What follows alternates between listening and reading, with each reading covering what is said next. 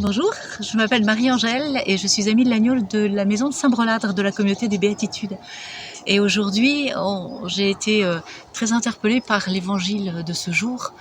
C'est un évangile que je connais bien parce que c'est l'évangile qui m'a aidée à élever mes enfants. Souvent, on regarde le résultat et pas les efforts qui sont faits. Or, si vous regardez bien, les deux premiers serviteurs, le maître va leur dire exactement la même chose. Le maître ne regarde pas si on lui a rapporté 10 ou 5, il regarde si on a porté du fruit en fonction de ce qu'on a eu au départ. Et quand vous avez des enfants, quelquefois il faut savoir les féliciter pour une note médiocre parce qu'ils ont bien travaillé et peut-être être moins élogieux pour une très bonne note qui ne leur a pas demandé beaucoup d'efforts. Et c'est vrai aussi dans le reste de notre vie, on a un peu tendance à regarder le résultat et pas regarder les efforts qui ont été faits et le travail qui a été mis, le cœur qu'on a mis à faire les choses.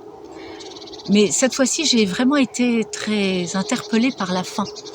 La fin, c'est ce serviteur qui a caché sa mine dans la terre et à qui on va tout reprendre, y compris ce qu'on lui a donné au départ.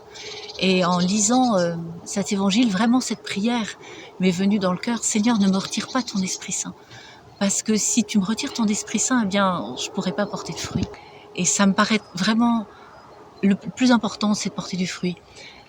Chez moi, il y a un pommier tout moche qui porte beaucoup de fruits à l'automne et des très bons fruits qui se gardent. Et puis à côté, il y a un très beau pommier, mais les fruits sont pas terribles. Et je me dis, mais qu'est-ce que je veux être?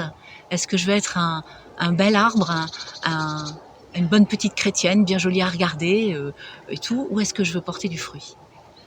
Je vous souhaite une bonne fin de confinement, en espérant que la fin arrive vite, et de porter beaucoup de fruits. Portez-vous bien.